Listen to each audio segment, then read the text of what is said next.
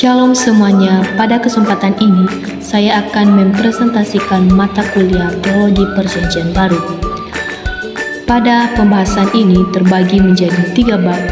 Bab yang pertama yaitu Introduksi Teologi Perjanjian Baru. Apa yang dimaksud dengan Introduksi Teologi Perjanjian Baru? Introduksi Teologi Perjanjian Baru adalah pengantar atau pendahuluan untuk mempelajari atau mengenal tentang teologi perjanjian baru.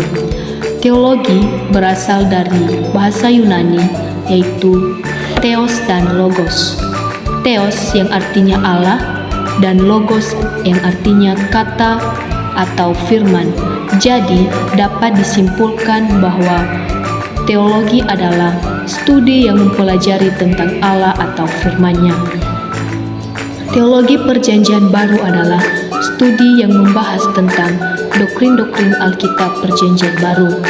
Hubungan teologi Perjanjian Lama dengan Perjanjian Baru saling berhubungan dalam tema-tema teologis, pewahyuan diri Allah, dan nubuatan-nubuatan yang tergenapi dalam Perjanjian Baru.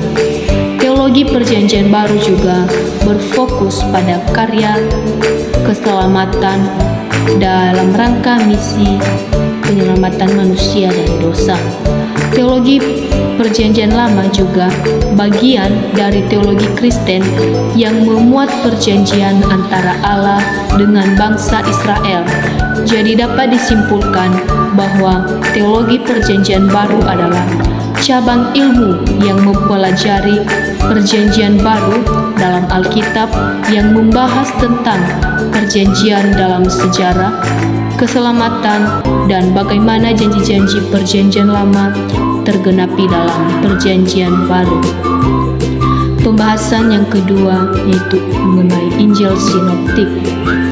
Injil Sinoptik ini adalah Injil Perjanjian Baru dalam Alkitab yang ditulis oleh Matius, Markus, dan Lukas. Injil Sinoptik ini juga seringkali menulis kisah yang sama tentang Yesus, tetapi dengan penjelasan yang paling berbeda, memiliki urutan yang sama, dan banyak menggunakan kata yang sama. Sekarang pembahasan yang kedua yaitu Injil Sinoptik. Injil Sinoptik adalah Injil Perjanjian Baru dalam Alkitab yang ditulis oleh Matius, Markus, dan Lukas.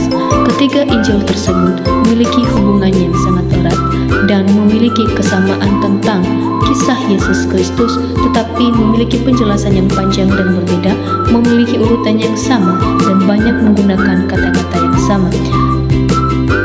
Kata sinoptik berasal dari bahasa Yunani yaitu shin yang artinya melihat dan optanomai atau optik yang artinya bersama. Jadi dapat kita simpulkan bahwa ketiga penulis Injil Sinoptik ini memiliki pandangan yang sama dalam menuliskan kisah kehidupan tentang Yesus Kristus.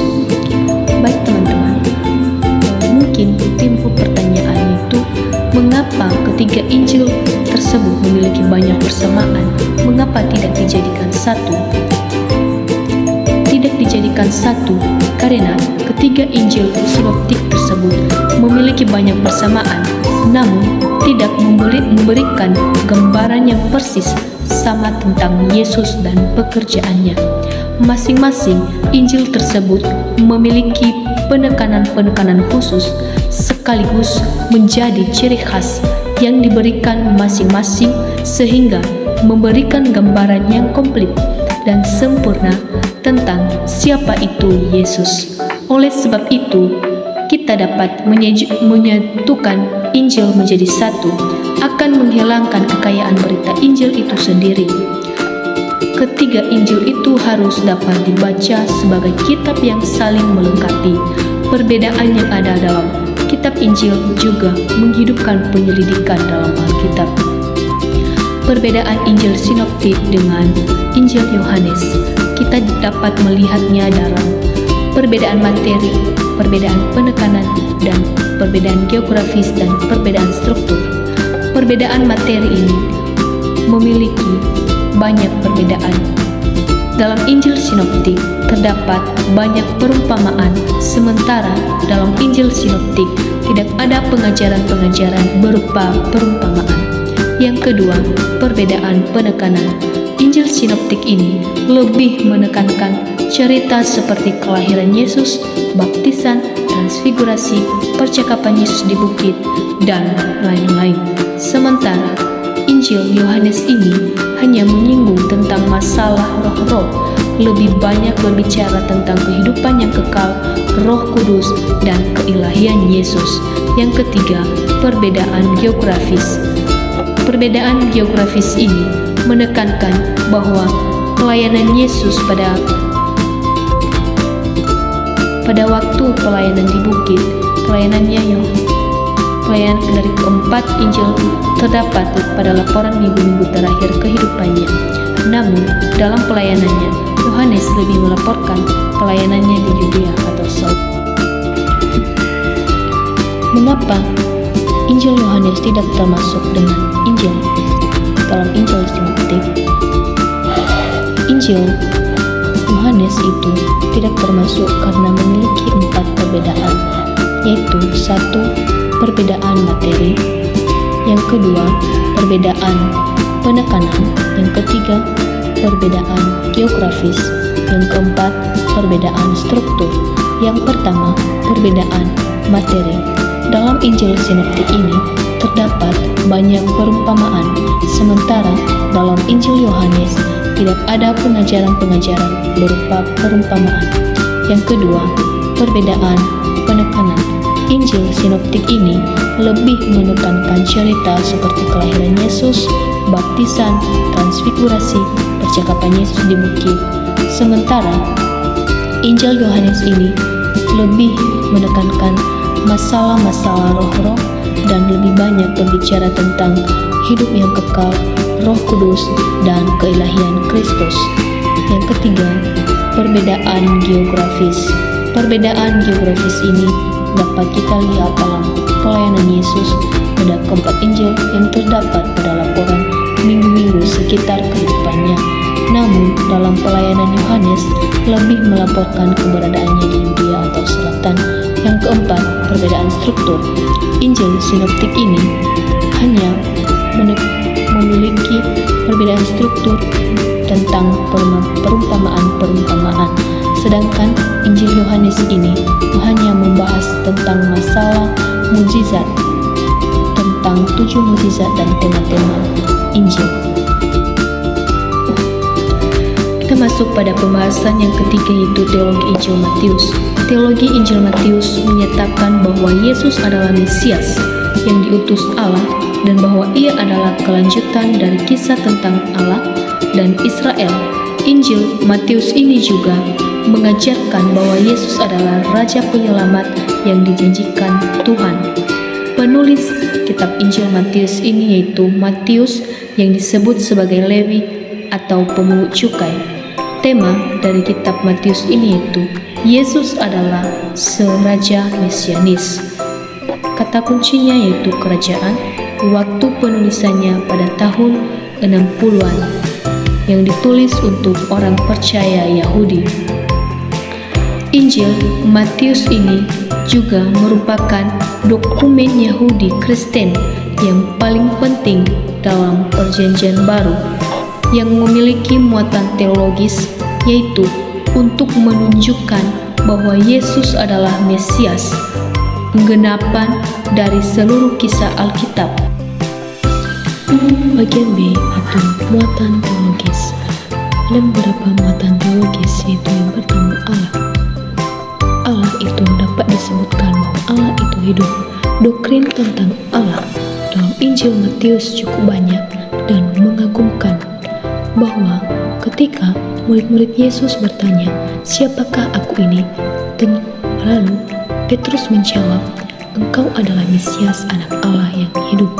Menurut Donald Hickley mengatakan bahwa apabila kita mengatakan Allah itu hidup, berarti Dia itu adalah Allah yang aktif, berkarya, Ia yang menciptakan dan memelihara langit dan bumi, dan Dialah yang memberikan nafas hidup orang percaya. Yang kedua, Allah itu bekerja menurut rencananya. Allah itu bekerja bahwa Matius sangat menonjolkan peranan Allah dalam proses inkarnasi dan karya keselamatannya. Yang ketiga yaitu Allah sebagai Bapa.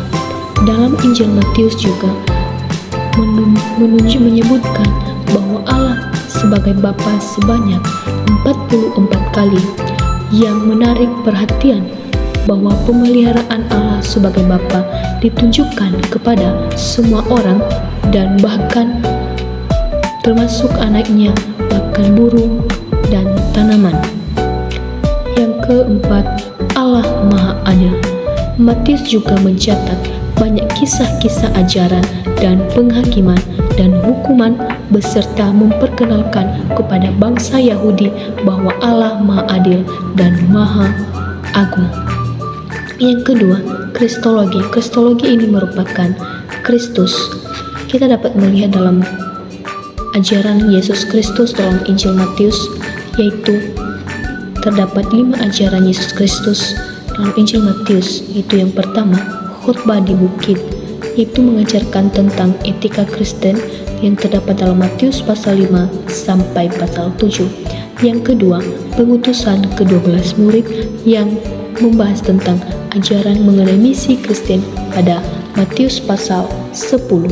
Yang ketiga, yaitu perumpamaan tentang kerajaan Allah, yaitu mengenai ajaran kerajaan Allah yang terdapat dalam Matius pasal 13. Yang keempat yaitu kehidupan komunitas Kristen yang membahas tentang ajaran mengenai gereja yang terdapat dalam Matius pasal 18.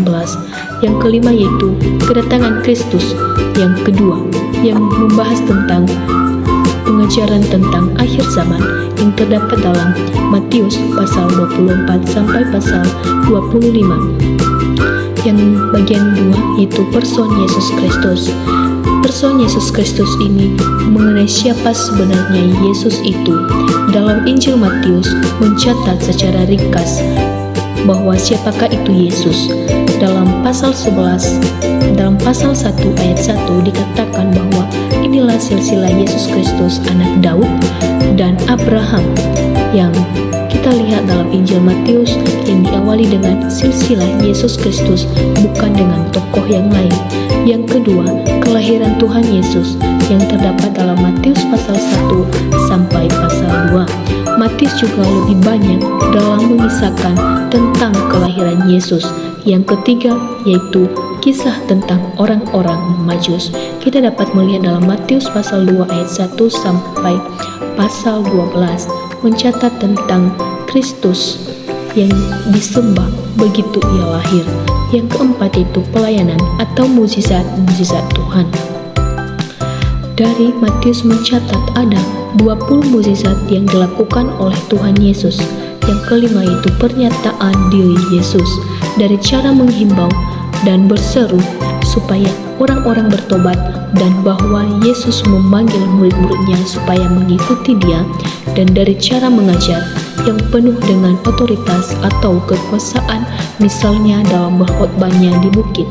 Yang keenam yaitu kisah kematian dan kebangkitannya. Ini adalah bagian utama dalam menuliskan Injil Matius yang dicatat oleh Matius sendiri. Yang ketujuh yaitu amanat agung. Amanat agung dapat kita lihat dalam Matius pasal 20 ayat 18 sampai 20 yang menyatakan bahwa Yesus adalah Tuhan yang memiliki segala kuasa di surga maupun di bumi, dan dialah yang memulai gereja globalisasi, dan dialah juga yang menyatakan bahwa ia yang menyertai murid-muridnya sampai kepada akhir zaman. Bagian yang ketiga yaitu Yesus sebagai Mesias. Dalam Injil Matius, bahwa Matius memperkenalkan Yesus sebagai Mesias yang terdapat dalam Matius pasal 1 ayat 1, dan juga ketika Yohanes Pembaptis dalam penjara, ia mendengar tentang pekerjaan Yesus sebagai pekerjaan Mesias, yaitu orang buta disembuhkan.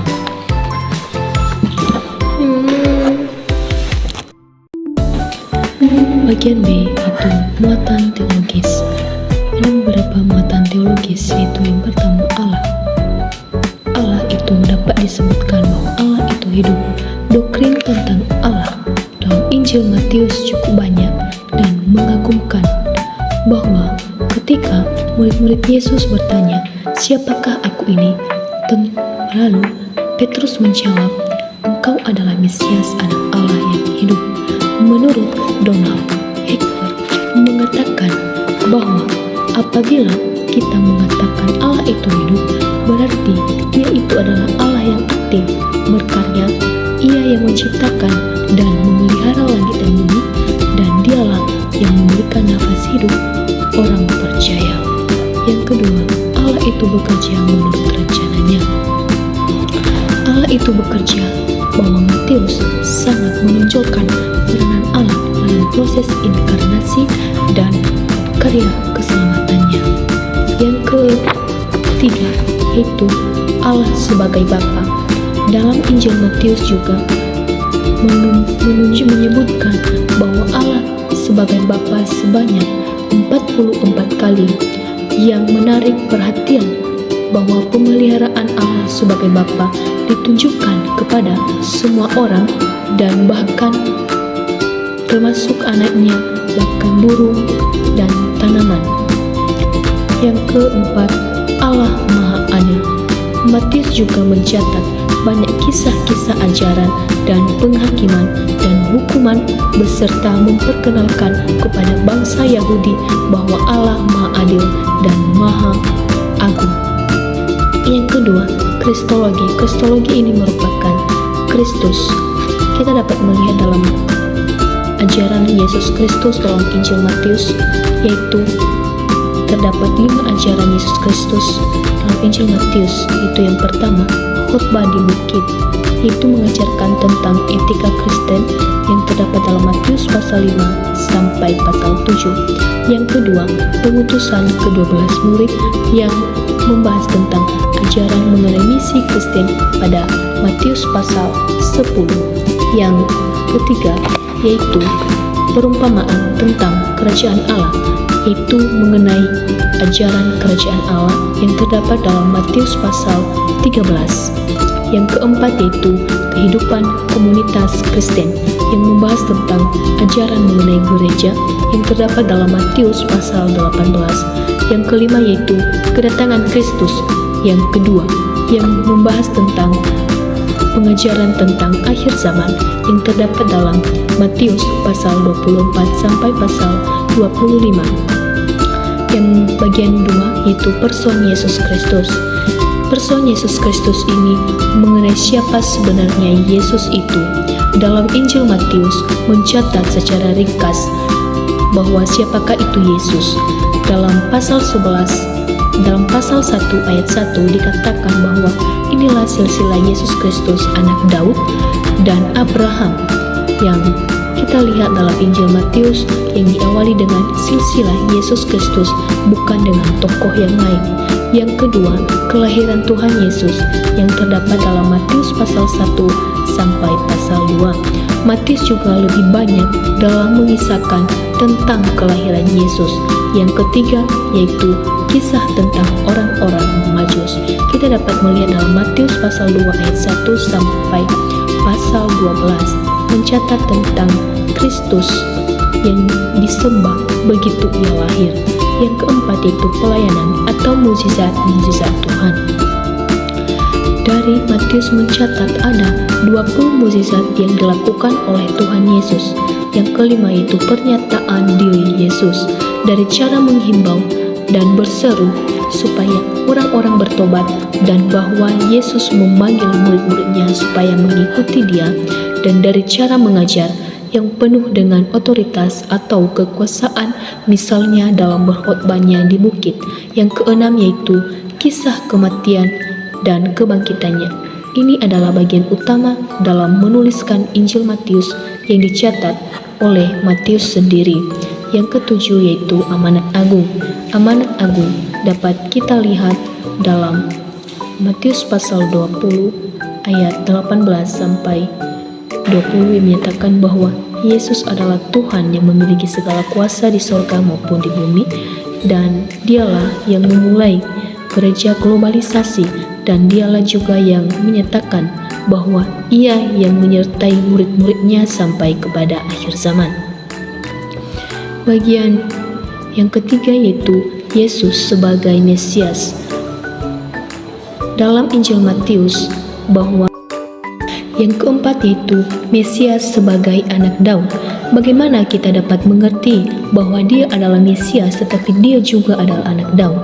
Kita dapat melihat bahwa seorang dalam peristiwa bahwa seorang yang buta di daerah Kapernaum atau kesadarannya berseru, dia meminta tolong kepada Yesus dan mengatakan, "Kasihanilah kami, hai anak Daud." Dan juga perempuan Kanaan yang berseru, "Kasihanilah kami ya Tuhan, anak Daud, karena anakku perempuan kerasukan setan." Terdapat dalam Matius pasal 15 ayat 22. Lebih jelas lagi ketika Yesus dieluk-elukkan di kota Yerusalem yang dimana orang banyak itu bersorak-sorai dan dalam satu pujian bahwa Hosana bagi anak Tuhan, diberkatilah dia yang datang dalam nama Tuhan. Yang kedua, dapat kita lihat dalam peristiwa menjelang akhir pelayanan Yesus bertanya kepada orang-orang Farisi, apakah pendapat tentang mereka tentang Mesias. Mereka menjawab bahwa Mesias itu adalah anak Daud. Frasa anak Daud sebenarnya yang mengandung arti bahwa Mesias seperti Daud, karena bangsa Yahudi sangat menyanjung Daud sebagai raja yang ideal. Yang kelima yaitu Yesus sebagai anak manusia. Dalam Injil Matius ini juga istilah yang muncul pertama kali dalam pasal 8 yaitu ketika ada seorang ahli Taurat, atau sama juga dengan dalam Matius pasal 9 ayat 3 sampai pasal 6 yang menyatakan bahwa ia mengikut Yesus dalam misinya yang terdapat dalam ayat-ayat berikut. Yang pertama, yaitu anak manusia tidak mempunyai tempat untuk meletakkan kepalanya. Yang ketujuh, yaitu bahwa Yesus sebagai anak Allah. Yesus sebagai anak Allah dalam kisah pembaptisan atau transfigurasi pada kematiannya. Yang pertama, anak Allah dan kuasanya. Matius mencatat juga sebagai anak, ia mempunyai kuasa yang berseru kepada Bapa supaya Allah mengirimkan ke-12 pasukan malaikat untuk membantu dia.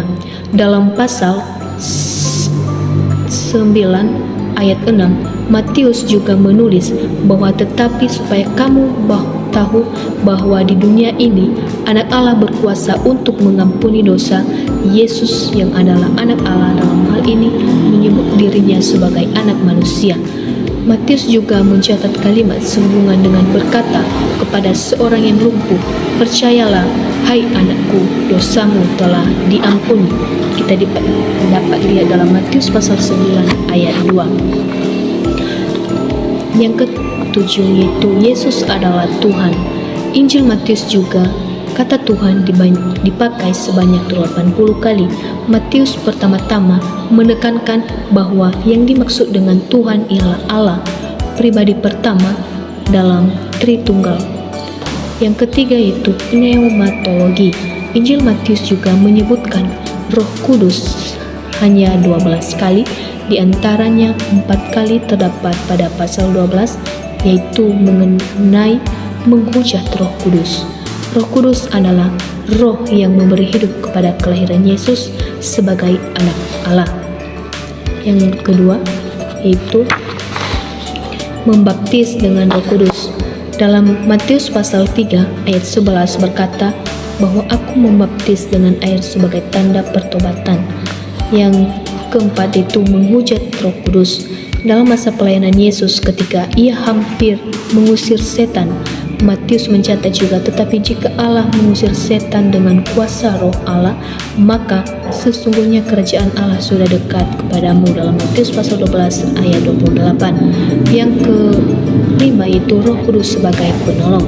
Konsep ini juga cukup kita kenal dalam tulisan Yohanes bahwa di mana Yesus mengatakan bahwa aku meminta kepada Bapa dan ia akan memberikan kepadamu seorang penolong lain yang menyertai kamu selama-lamanya, yaitu Roh kebenaran, dalam Matius pasal 14 ayat 16 sampai 17a. Yang keempat itu eklesiologi atau gereja. Dari 5 kelompok ajaran Tuhan Yesus dalam Injil Matius, salah satu di antaranya yaitu tentang gereja.